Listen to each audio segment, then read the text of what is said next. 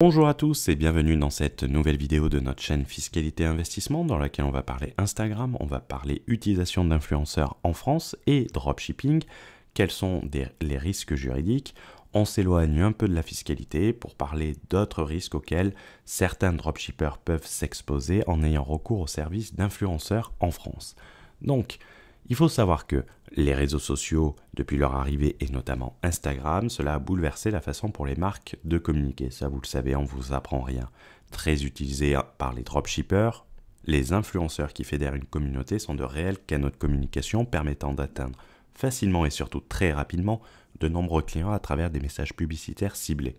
Cependant, ce canal de communication n'est pas sans risque en France. Et il est donc indispensable d'être vigilant quant à la formalisation de la relation contractuelle, notamment au travers de l'établissement d'un contrat qui va lier votre entreprise à l'influenceur.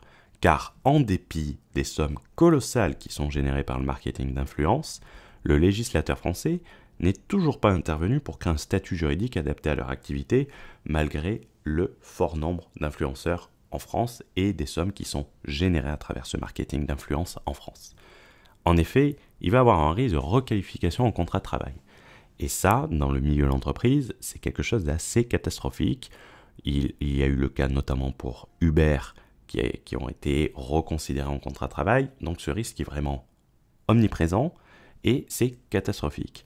En effet, c'est le contrat qui va être établi entre votre entreprise et l'influenceur qui va déterminer la nature juridique et les modalités d'imposition de la rémunération perçue.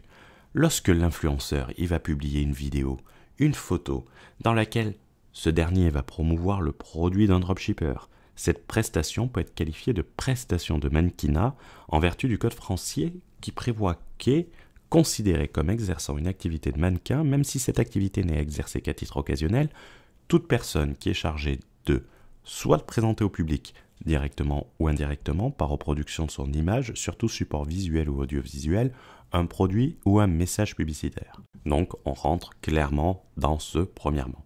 Et deuxièmement, soit de poser comme un modèle avec ou sans utilisation ultérieure de son image. Donc, qu'est-ce qu'on veut dire par requalification du contrat de travail? En effet, à partir du moment où la prestation est qualifiée, la prestation de mannequinat, l'article 7123-3 du Code du travail va préciser que la relation contractuelle est présumée être un contrat de travail et ainsi les sommes ou cadeaux perçus par l'influenceur peuvent être qualifiés de salaire si l'influenceur est qualifié de mannequin. Ce qui peut, comme on le verra dans le think tank, dans l'entrepreneur think tank, peut avoir des impacts colossaux sur votre business et peut vous coûter excessivement cher.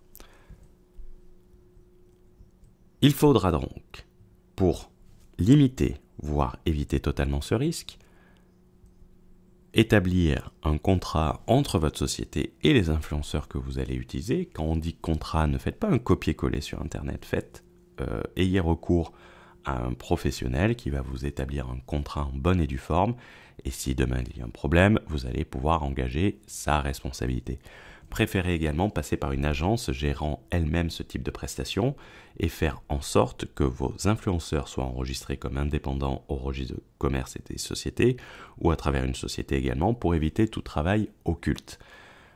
Pour aller plus loin sur ce sujet, car c'est un sujet qui peut être intéressant et qui peut avoir d'autres impacts, nous avons décidé d'étudier ce risque à la fois dans l'Entrepreneur Think Tank, qui est notre programme où on réunit de nombreux entrepreneurs pour parler de problématiques communes, échanger, partager sur les réussites, les échecs. Et on en parlera également dans le Borderless Entrepreneur. On publiera le live de l'Entrepreneur Think Tank dans le Borderless Entrepreneur, car nous avons dans ce programme, même si c'est des personnes qui vont être expatriées principalement, on a des personnes qui ont recours aux influenceurs en France. Donc cela sera un élément important que nous avons décidé de rajouter.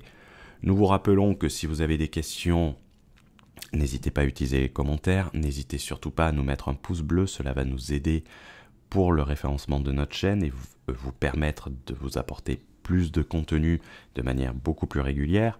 N'hésitez pas à rejoindre notre Discord, il est dédié aux web entrepreneurs, à la fiscalité et il est entièrement gratuit. Pour le faire, rien de plus simple, le lien se trouve dans la description. Vous rentrez votre adresse mail et vous recevez par mail votre invitation. Et pour ceux qui veulent aller plus loin, qui veulent rentrer plus en détail et faire les choses correctement, vous avez le lien de tous nos programmes, que ce soit en trading, que ce soit pour l'expatriation ou à travers notre programme, le Think Tank, qui permet d'échanger dans une communauté d'entrepreneurs les bons, mauvais plans et les astuces. On vous souhaite une bonne journée et on se dit à très vite. Ciao, ciao.